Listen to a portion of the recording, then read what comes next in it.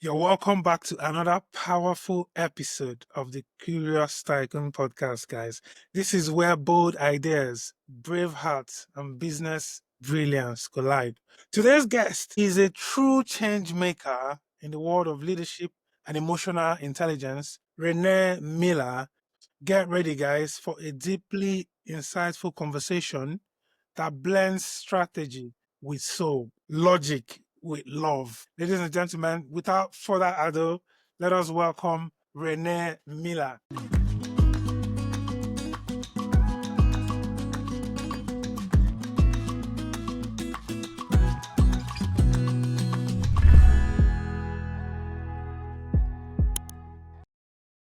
Hi, Renee. How are you doing today? How are you? I'm doing wonderful. How about yourself? I'm great. I'm great. The weather up here in London is getting better and better by the day, just as we approach the summer. But what's it like over there? You are in the US, I suppose. So today I'm in Maryland, which is probably about maybe an hour from DC, and it's sunny, a little chilly, but beautiful. Yeah, Yeah, I beautiful love day. I love that American accent, Renee. What's it with American accents that you think intrigues people? It's lovely, isn't it? I don't know because I've lived in a lot of states. So people say I sound like I'm from a combination of Midwest and down south. I don't know. I've lived in multiple places, and Maryland is considered not south, but it is southern. It's one of the states as they're starting to move south in the country. So I don't know. I think I have a mix of so many different accents. That's great. I love it. Thanks again for coming on the podcast today, Renee. What do you think about our topic today? No more toxic hustle, creating workplaces that actually work. What do you think about that topic? It's such a critical topic because we have so many different things that are coming at the way our employees now think about work. And I think that the shift is happening in many societies, and I can mostly think about what's happening in the US because there's so much that's happening Yeah. that it is shaping a lot of the workplace, in addition to some of the changing dynamics of the business landscape that we have to keep in mind. And so when you talk about an actual organization that works versus an organization that's working, it's two different things. I think an organization that truly works and is not just performing the task that they're assigned to do is when there's leadership that can demonstrate the actions that they want their employees to demonstrate. And when there's engagement and there's transparency and when there's honest vulnerability and when there's trust, then you're having an organization that is truly working and not just getting the work done. So there Mm. is, to me, a very clear difference. Yeah, great. I mean, obviously, we're going to get into it, but I would like us to start from the heart. Yeah, let's start at the heart. So, what really My favorite inspired? topic. Yeah, what inspired you to start? You called it "Remember Who You Are" Enterprises, and what does Yes. leading with love actually look like in the workplace? So first of all, I started in the corporate space when I was coming out of college, and I remember feeling disconnected, cold, not seen. I didn't feel like managers were transparent. I didn't feel like I was seen. And not that I want to go to work and feel like I got my managers to be my therapist, but I felt like my humanity and many employees humanity wasn't addressed. Just do your work, get the job done. That's what we pay you for. So it was almost like coming to work, you had to leave truly who you were at home because the culture was so this is a job.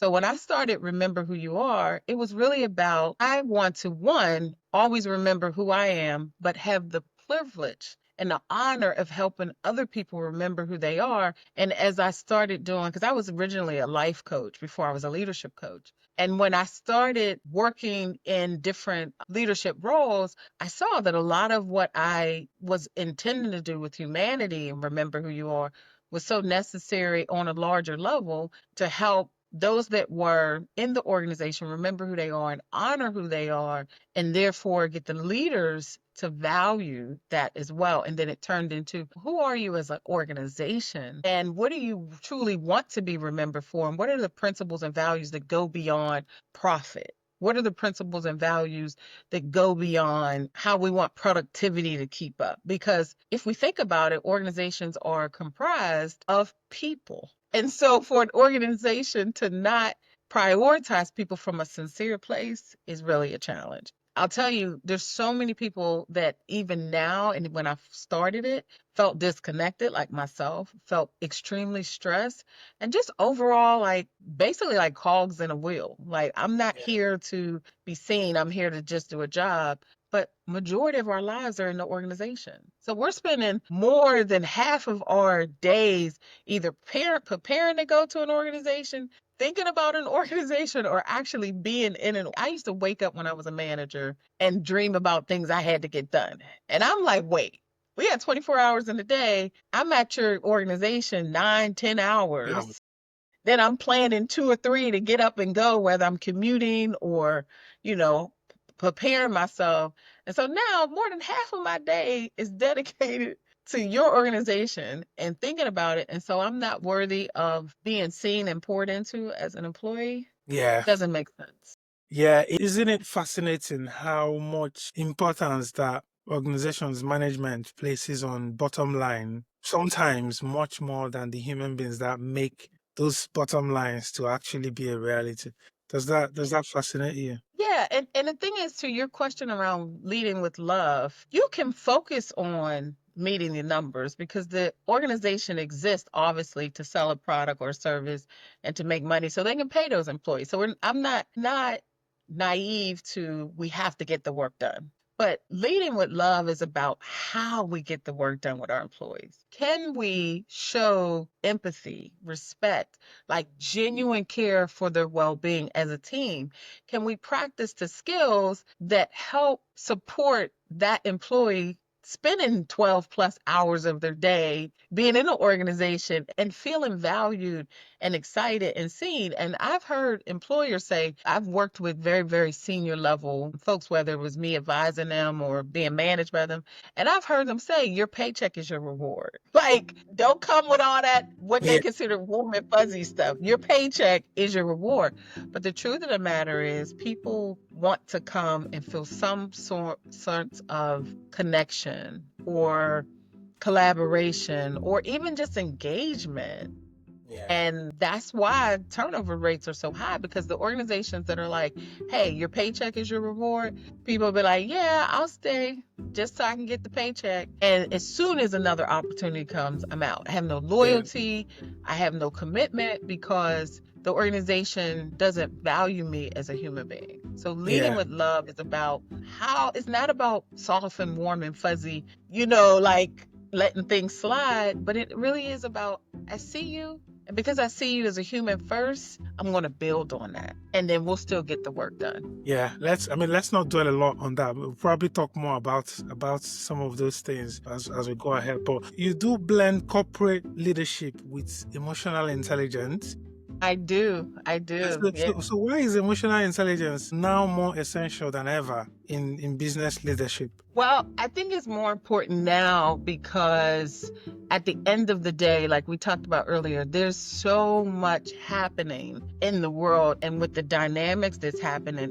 If we're not able to blend, like, hey, how do we regulate? How do we support our employees to regulate their emotions and their feelings and their concepts of things that frustrate them if our managers and leaders are not doing the same? And so there's a lot of anxiety, stress, worry that exists. It's not everywhere, but all you got to do is recognize, even if it's not about what's going on out there, that life is happening all the time at people's homes. And so if our leaders are not able to demonstrate some form of empathy or compassion or just active listening in the midst of getting the work done, then there's no real motivation for that employee. There's no, and on top of that, if managers don't know how to self-regulate, like sometimes it's not even about empathy. It's just about, hey, you're frustrated because your manager is expecting something of you. And now, because you don't know how to regulate your emotions, now it's passed down on this employee that is already trying to get things done. So when I think about emotional intelligence, about the value of managers demonstrating it to give permission to employees to demonstrate it.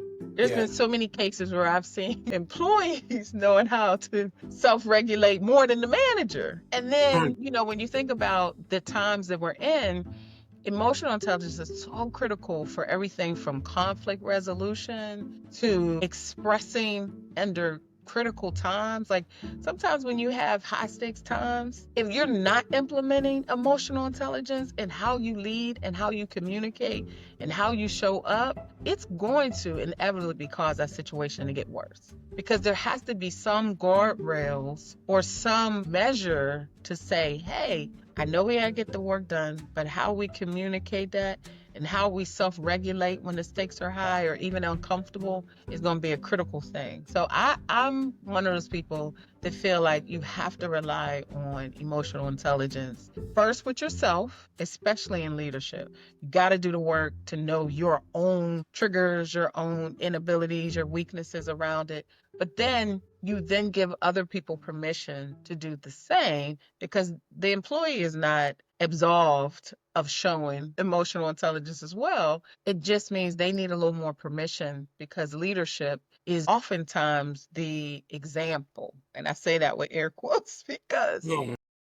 I love leadership, but I think we have to do better sometime in leadership. Yeah, for Yeah, sure. certainly, definitely. I mean, all these things anyway, sometimes it's better said. It's easier said rather than done because Mm, we've all been in these situations where we have a boss or something, and sometimes what sure, I've been in board meetings as well, and the discussions sometimes are usually about, oh, okay, how much, what are the numbers for this month? What did it make this quarter?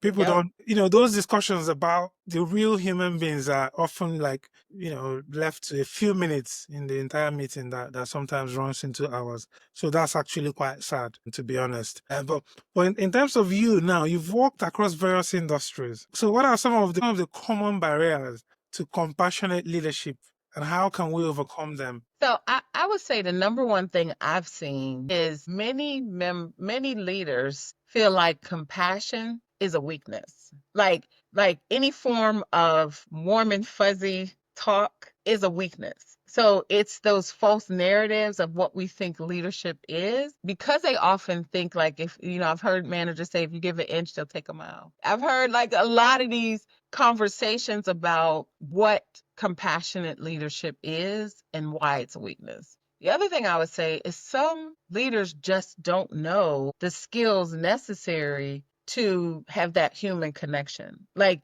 there's a real need for that leader to kind of show that they know how to create results beyond that iron fist approach. It's all about creating an environment of do as I say or directives or, let's keep it moving and keep it on business. But I think that we think empathy is a luxury, but it's really a necessity. We think vulnerability and being transparent is a maybe give, but it's really a necessary give. And it doesn't mean there's not skill with that because we do. As managers, I've managed teams where it was sensitive data and there was certain things you can not necessarily express everything, but you can express enough to make sure that your employee feels safe in you and that you got their back as much as you want them to have your back. And so I think not being able to express is part of the barriers, not having the skills. And then I would say the biggest thing that I would say also is that sometimes the culture itself is because leadership hasn't bought into senior leadership has not bought into the real need to shift the culture because we can easily say it's people doing the things. And yes, the organization is comprised of people, but in my experience, if the senior, like the top leadership is not invested in compassion and empathy and support and creating vulnerability and demonstrating and walk the walk that they put their employees in, They'll ask their employees. I've trained sessions where employees were in there and it was maybe like the mid-level employees, some management, but senior level, they would say that's not for me. That training is not for me. But the skills through surveys, their employees would say these senior managers don't walk the walk that they're trying to encourage us to do. And that's a cultural environment. That's a how do we help senior management to shift the culture by being invested themselves in walking the walk so that it's not just you do as I say, but not do as I do. Yeah. So those are the three things I think are huge barriers. Awesome. Yeah. Thanks for that. One more thing. I do think that in this time period, we are expected to do more with less. So there are legitimate time pressures and constraints that happen because nowadays we want immediate results. Like, we're in an environment where time to really connect, some people feel like you don't have the latitude to do that. You don't have the space to do it. But it's really important that we can balance out the importance of getting the work done, but also connecting with the employee and letting them know like you're a person and I see you. So that's another barrier. Yeah. The demands of the work. It can get crazy sometimes, can't it? You use a word, no, psychological safety. It's a buzzword today. People say it a lot. So what is your approach that you use in helping leaders to build that kind of trust within teams? You're asking some dynamic questions, first of all. Let me just say that. These are dynamic questions that need to be talked about more. So thank you. I would say psychological safety is probably one of the most underestimated components of a work environment. And because employees want to feel like they can state their thoughts and state their concerns without some type of punishment, without some type of outcast. And we want employees to feel like expressing their concerns is safe, not only for work, but also uncomfortable situations or things they need. But it's not going to happen unless the leader gives them permission to open that doorway. It's not Yeah. going to happen unless the leader says sharing your thoughts and your feelings is a learning opportunity for all of us and that we care and we embrace it. And then on top of that, if there's no culture of active listening, like I've been in cultures where employees said on numerous occasions, I don't know why I wouldn't talk to them anyway because they don't listen. Like they ask you questions, but they really don't want to hear. They're not listening. And Yeah. so if we're not able to create an environment that says I'm actively listening, I want to hear what you have to say. And also once I hear you, we can have an open line of communication where there's a true sharing of exchange, there's a true building of trust, there's a true I have in my practice, I have 7 factors of leadership. And one of them, and these factors all work synergistically together because usually you need one. If you have one that's out, there's usually other ones that are out. For example, when we're talking about psychological safety, one of my factors is safety, but one of the factors also is trust. And so when we talk about psychological safety, we're talking about how do we foster an environment where it is one where the employee feels safe to show up and be heard and seen in their environment without retribution. Mm. Yeah. Often it's common really for people to be fearful sometimes because you don't know. And something that does not help is the fact that today, like you said there earlier, a lot of people are in jobs they're not necessarily happy. And these days as well, lots of jobs are actually not even paying enough. People are not in like that. A living wage is not being paid. It's just a wage, right? Just for you to get by. So I can understand why it might be hard for some people to speak up. That's really especially when they would know that, oh, it must have been you that said this. So you don't wanna put yourself in that situation where you're out of a job. But Chuck, that's where innovation happens. When the employee can speak up, that's where innovation, creativity, and shifts happen. Because, if you never invite the employee's viewpoint or you don't listen, then they stop talking.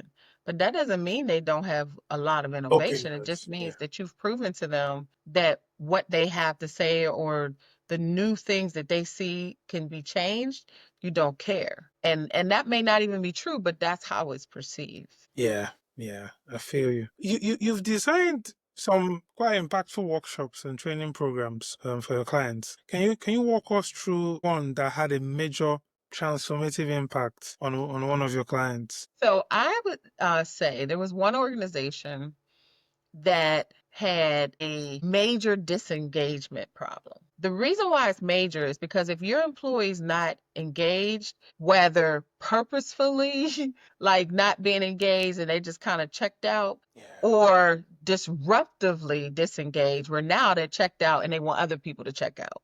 And then that's a domino effect, not only on the work, but on the culture and potentially on your retention. Because if enough people can get other people to enroll on the bandwagon of this place sucks and they're not good employees, they're not good managers, now you got disgruntled environments, whether it's your department or whatever the case may be. And working with an organization where the first thing we did is we actually came in and did an assessment, because you can't help an organization unless you fully understand what's happening. And we talk to the employees without the managers, and we talk to the managers with the employees. And we kind of did what's happening here, but we use some of our approaches and some of our strategies to kind of pull the lid up a little bit differently, Mm, because initially they didn't really want to tell us all of the things that were happening, because even in us coming in, they were nervous about how much of this are we going to tell to their manager. So it yeah, was like exactly. they were giving us surface level. So we had to get them to know we really need to understand what's happening, and this is a safe space. This is not, we go back and tell your manager. Our solutions will be recommendations based on what you said, but not because you said such and such and such. So that was the first thing. And then we got real clear on what's the vision for the organization and what's the vision for the employees, because we wanted to see if we could create that consultation and the results of the organization based on shared vision.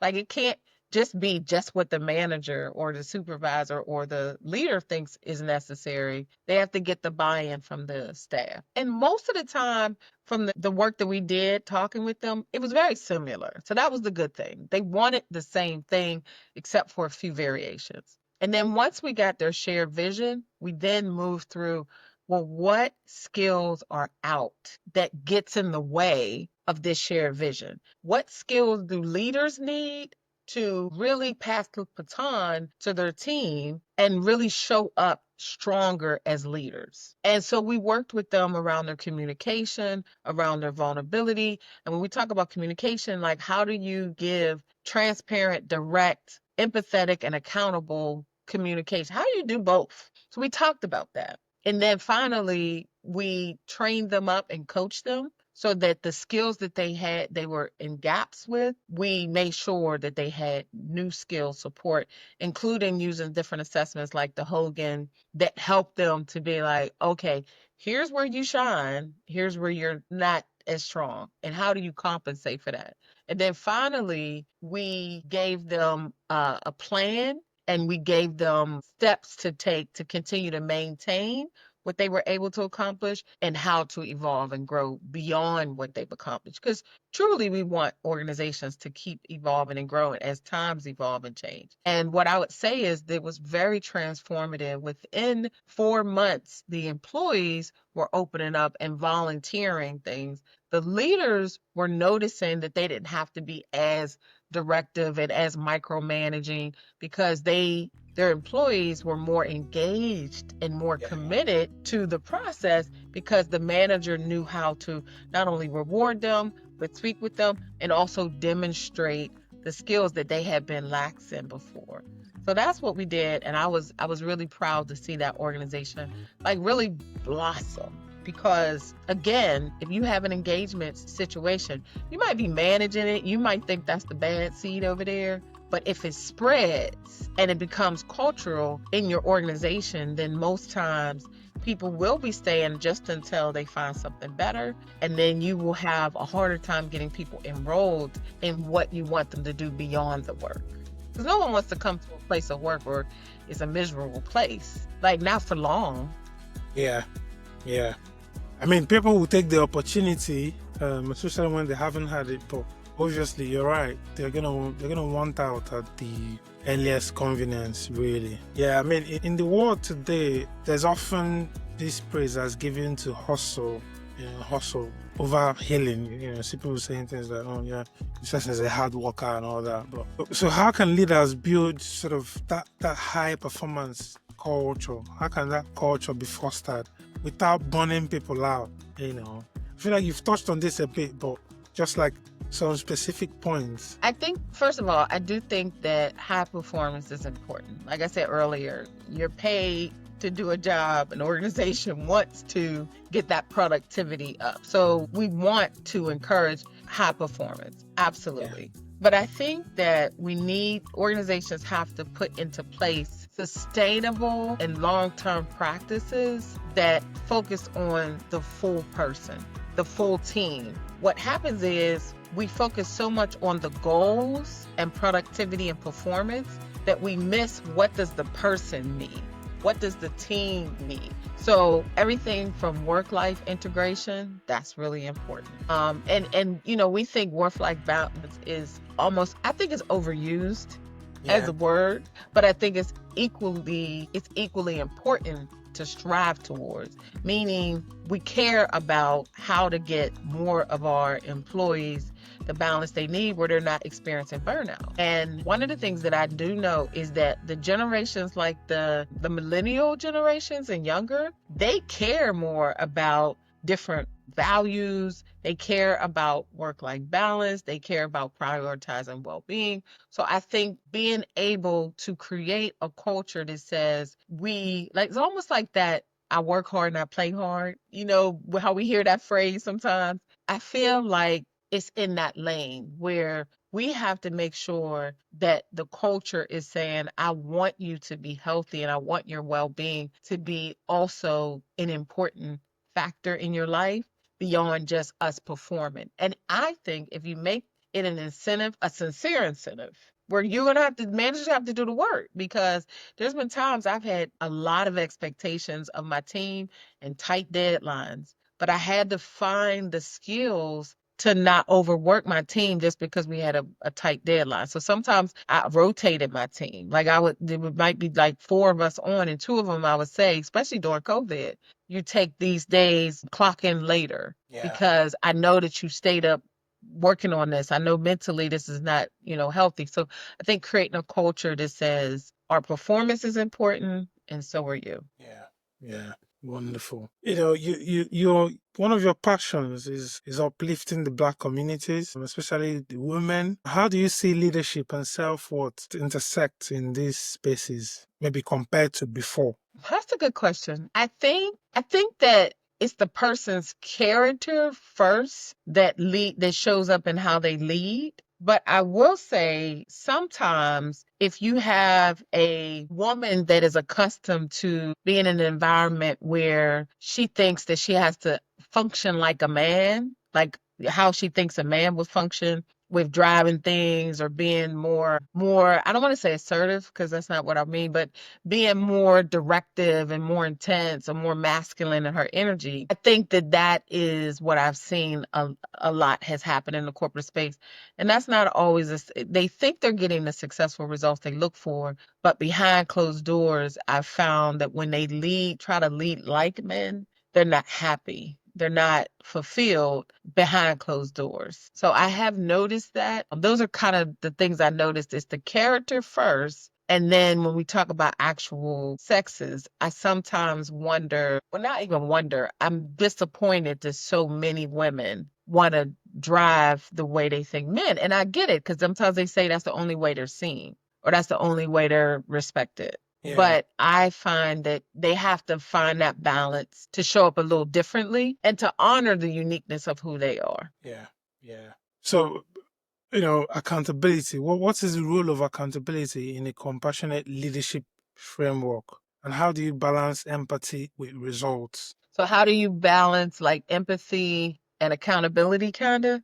Yeah, like, obviously leaders need to be accountable to, let's say, obviously, management. Managers need to be accountable to the senior management. So, like, what's the role of accountability in a compassionate leadership framework, right? So I think that there's a fine balance between, there's three factors that need to coexist. And it's, again, skill. You'll hear me talk about skills a lot because if we don't have the skills we need, then that's when we fall prey to like cultures that don't demonstrate compassion. So I would definitely say that we have to have empathy as a factor in what is happening at every level. So if you have boards that are expecting senior managers and senior managers are expecting, or executives are expecting their senior managers and the senior managers are expecting their emerging leaders or so forth, at every level, leaders and people have to be able to empathize of what that person is experiencing, even if you've never experienced it, but be able to understand or empathize with the pressure, expectations, a high responsibility, and so forth. Empathy is at the forefront, the important thing. But then the next thing is you got to be able to say, even though I understand, let me clearly articulate what we need and work. And I'm big on synergy. And let's synergize and collaboratively work on how to get that done because we have to be accountable to the task, to expectations, to what you signed up for as an employee, as a manager. You signed up for a certain expectation, a certain job.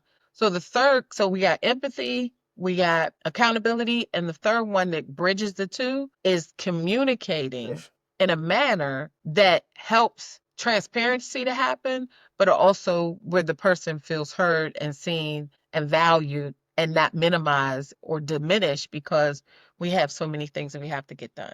And there's an art in that. There's an art form when you're under pressure and when you're trying to see things and get things done. And so I'm big on how do we challenge leaders to do the hard thing, to have the brave conversation or the courageous conversation. Do it where it's empathetic and it's accountable. Yeah, yeah. You've talked about communication. Renee has talked about communication today a lot. She's talked about empathy. These things I think are really, really, really critical. You know, to any organization, I think. What are some practical steps then that managers and entrepreneurs can take in order to foster more connection, care, and communication on their teams? How do they do it like on a day to day?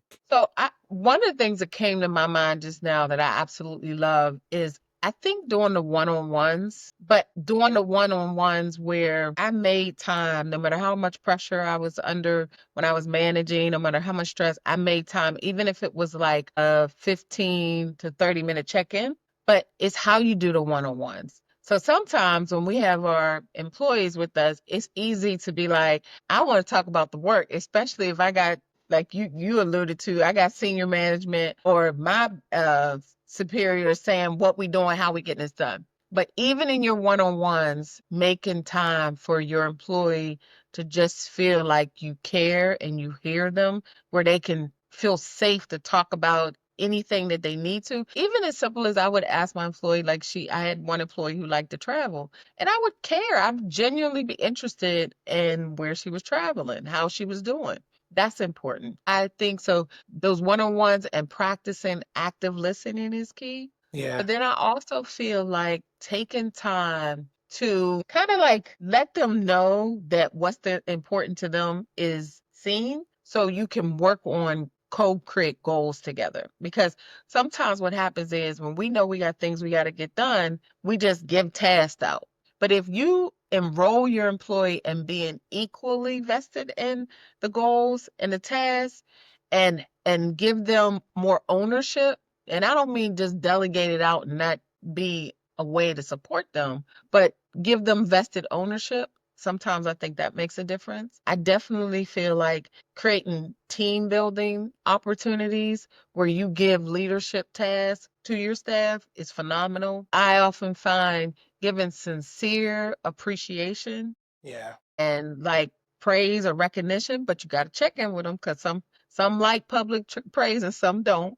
But If it's whether it's private or personal, I think that makes a big difference because nobody wants to feel like their efforts are not being in Yeah. some way See. rewarded Yeah. beyond just the finances. Now, get it, there are different incentives for different people.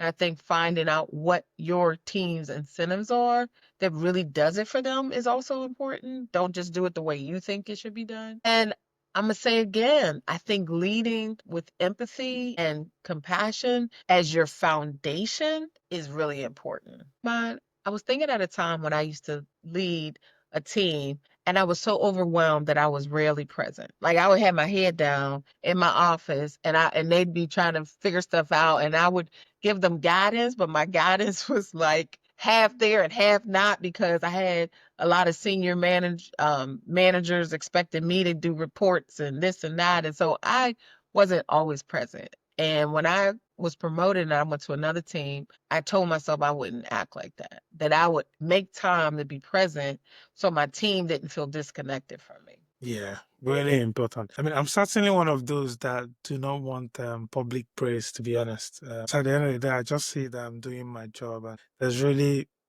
nothing to be praised for. Even though, yeah, you're right, it's always necessary for those things sometimes to be documented. And yeah, over time. So yeah. So guys, I mean, you've had it. Have those one-on-one meetings. Make sure you talk about things that are personal to your staff, right? Make sure you ask them how they're doing, how they're going to spend their Easter period. Easter is coming up. How they're going to spend their Christmas, where are they traveling? Things like this sometimes really, really important. Yeah, I think it's something I do with my manager as well. We do weekly one-to-ones as well. So yeah, I do second that one. I think that's really important point that you made there. So what's your message then to emerging leaders who feel like they don't fit the traditional mold of corporate success? And trust me, there's a lot of them these days. Yeah, what would be your advice to them or your message? I would say three things. First, remember who you are. Remember who you are in values, in principles, in goals, and in character. Remember who you are because different cultures can make us forget. So don't allow an environment to force you to forget who you are. So that's the first thing. Remember who you are. And then I would say the second thing is to own the gift that you are. Way too often we acquiesce to that culture because we're not owning the gifts that we are. We're not owning the uniqueness of what we bring, our different approach. Sometimes we're not able to show up as powerful as we want to because we've allowed ourselves to kind of dim our lights when we're different. And you got to be careful doing that. And then I would say the third thing is recognize because you have those gifts to move into that space in your light and in your contribution with intentionality. Be intentional about how you're going to add success to that space. Be intentional about the passion or the uniqueness or the creativity that you can add to that space so that you create your own unique sense of belonging. And part of doing that is trusting your instincts because when you're intentional and you're like, I'm moving in this space to contribute in my own unique way, then that means you got to trust your instincts so that you can show up when the moments arise for you to contribute powerfully. Awesome. Some really awesome points there. Um, Yeah, so I mean, tell us if there's anything that's coming up for you. Is there anything that the audience should look out for? Obviously, I'm going to put links to your socials in the description of the video below. But just before we wrap up, is there anything coming up that you feel the audience should be aware of? Absolutely. So I am going to do a beta for executive women around health, wealth, love, and success. And so it's really going to be helping executive women to identify what does their health look like and not necessarily from just a physical perspective, but their health in the corporate space, how's their mental health, their social health. And all of these are executives that are contributing to a space, but they want to redefine what their life looks like.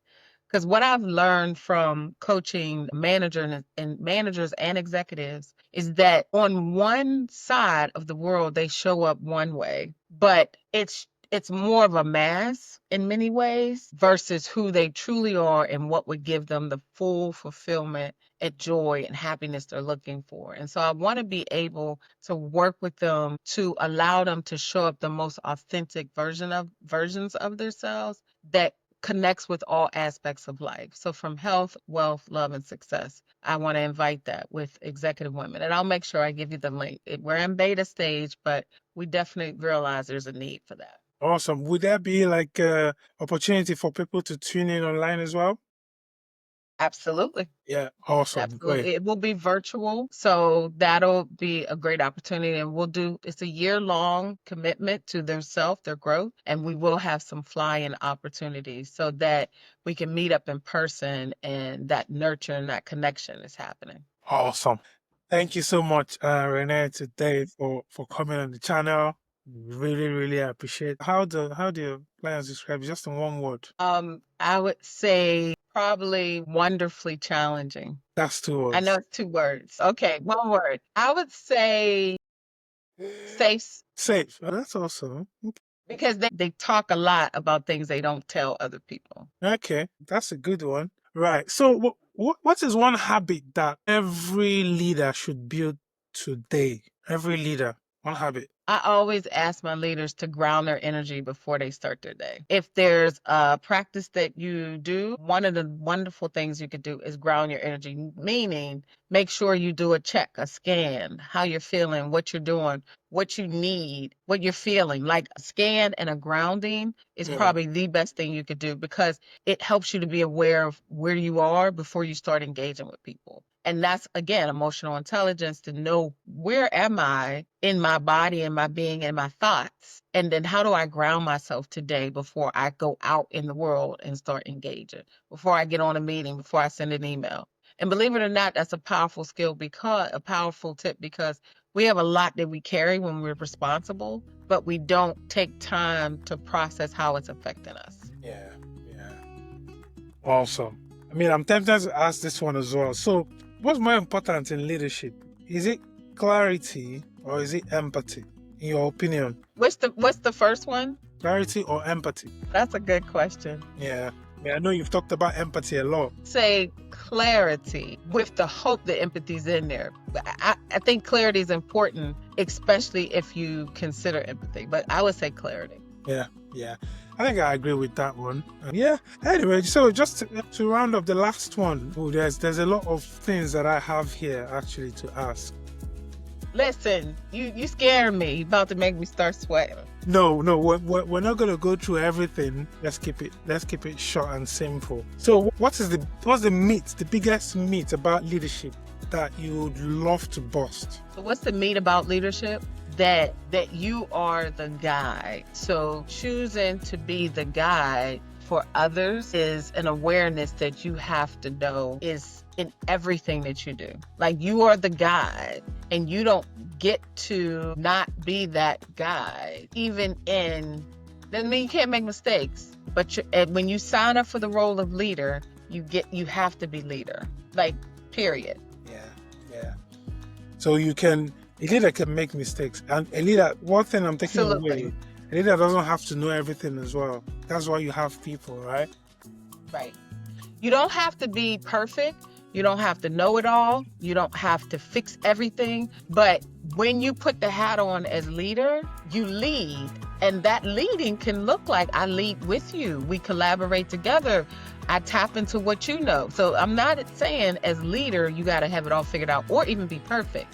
But what I am saying is that because you signed up for the responsibility of lead, you're expected to be the guide and getting those things done. And that means putting practices in place so that you are equally supported so that your leadership is effective. Yeah, awesome. I'm gonna leave it there. Just for time's sake. Honestly, Renee, thank you so much for coming on the channel today. Truly appreciate it, guys. Like I said, I'm gonna put all the links to the description below.